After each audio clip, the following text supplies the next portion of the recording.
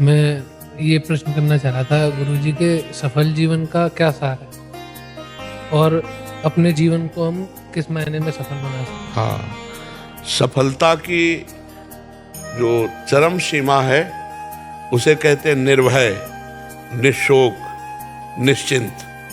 वो जागतिक किसी पद प्रतिष्ठा से नहीं होता। जग का कोई भी संसार का पद या कोई भी धन वैभव आपको निश्चिंत नहीं कर सकता, निशोक नहीं कर सकता, निर्भय नहीं कर सकता।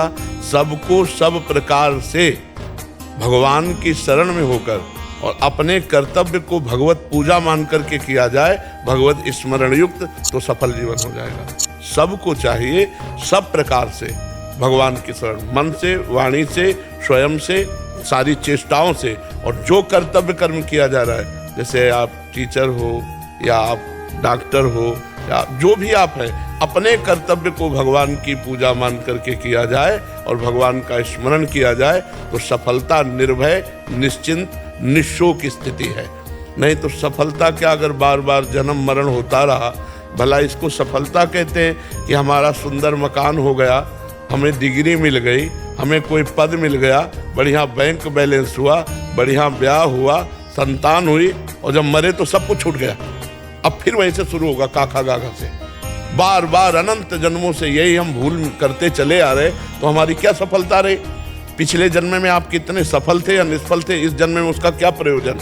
तो सफलता वो जो इस जन्म के बाद हम कर्म बंधन से बंध करके ना आवे तो कर्म बंधन मुक्त होकर आवे, और लाखों को कर्म बंधन मुक्त करे, उसे सफलता कहते हैं। भगवान से चित्त का जुड़ जाना सफलता है। जैसे चक्रवर्ती सम्राट अम्बरीश जी है, पर सावई मना कृष्ण पदार विंदयो, उनकी स्थिति हर समय भगवदाकार है। यही जीवन की सफलता है, जो मृत्यु के भय से मुझे बचा ले, जो जन्म मरण के चक्र से मुझे बचा ले, और जो मुझे निश्चिंत कर दे, जो मुझे निशोक कर दे, जो मुझे निर्भय कर दे, वो केवल भगवान का नाम हो, भगवान की शरणागति है।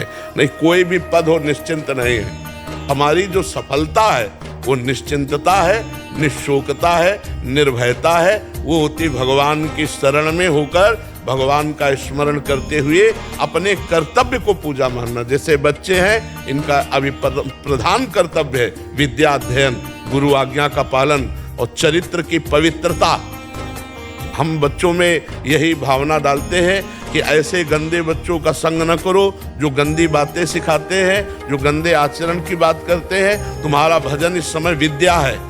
अगर तुम बहुत नम्रता पूर्वक गुरुजनों से व्यवहार करोगे और गुरुजनों की आज्ञा का पालन करके विद्या अध्ययन करोगे, तो आप हमारे भारत के बहुत बड़े कोई सुधारक बन जाएंगे। एक आदमी सुधर जाए तो सैकड़ों को सुधार सकता है। नहीं, आजकल के बच्चे ऐसे उद्दंड होते चले जा रहे हैं, ना माता पिता की मानना, ना टीचर। एक बहुत टीचर बड़े उसके स्कूल के थे, वो बड़े दुखी थे कि अगर मैं समझाना चाहूँ तो बच्चे हमारी बात काटते हैं, शासन करने की अनुमति नहीं है। विद्या विनयम ददाति, विद्या जैसे जैसे बढ़े वैसे विनय बढ़ना चाहिए, नम्रता बढ़ना चाहिए। उद्दंडता, व्यसन, गंदी बातें ये बच्चों में कदापि नहीं होनी चाहिए। तो ये भगवान की शरणागति, भगवान के नाम, सत्संग का प्रभाव है। यही जीवन की सफलता है। यदि हमारा जीवन भगवान से जुड़ा तो ठीक, ना जुड़ा तो बिल्कुल बेकार हो जाता है। महाराज नहुष, देखो सफलता जिसे कहते हैं, यहाँ के चक्रवर्ती सम्राट थे और इतना पुण्य किया कि देवराजेंद्र पर पद पर बैठे, और इसके बाद इंद्राणी से गलत भावना की ना, तो उसके परिणाम स्वरूप अजगर योनि को प्राप्त हुए। क्या सफल हुए? निष्फल हो गए। भगवान से विमुख पुरुष चक्रवर्ती राजा हुआ, इंद्र के पद पे गया और वहां गलत व्यभिचार की भावना इंद्र पत्नी सची के प्रति की, तो ऋषियों ने शाप दे दिया, अजगर बन गए। सफलता भगवान का आश्रय, अपने कर्तव्य का धर्म पूर्वक पालन और नाम जप। भगवान का जितना बने नाम जप करो। इसमें आपको कोई संशय? आप विचार करके देखिए। एक और प्रश्न है महाराज, जब भी मैं नाम जप करता हूँ तो बहुत ज्यादा खुशी का भाव प्रकट हो जाता है और रोना नहीं आता। और खुशी का भाव ही आगे रोने में पहुंचा देगा। ये जो आनंद आता है, खुशी का भाव जिसे आप कहते हैं, उसे भजनानंद कहते हैं। जो भजन से आनंद आता है, जब इतना बढ़ेगा तो आपके अंदर दैन्यता आने लगेगी कि प्रभु मुझ अधम पर इतनी कृपा। जब उनकी मधुर मधुर झांकी तो फिर रोना आने लगेगा। आप चिंता मत करो, आप आगे बढ़ो और इसे गुप्त रखो, ठीक है? रोना ही कोई प्रेम का लक्षण थोड़ी है।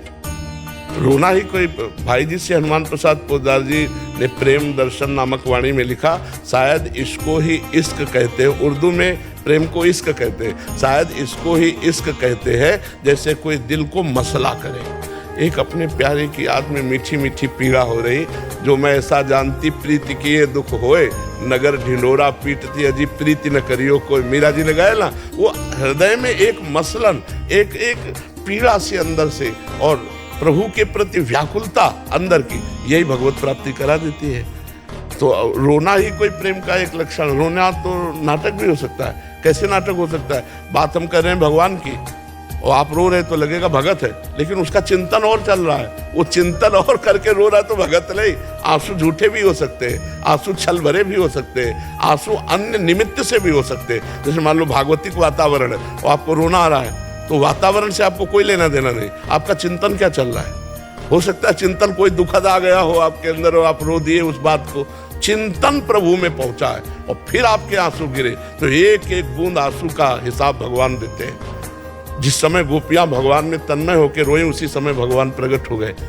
रुद्र सुस्वरम राजन कृष्ण दर्शन लालसा, तो तासाम आविर्भूत शौर्य इसमें मान मुकामुजा पीताम्बर धरा सृग्वी साक्षात मनमथ मनमथा। तो आप चलते रहिए, ठीक चल रहे हैं।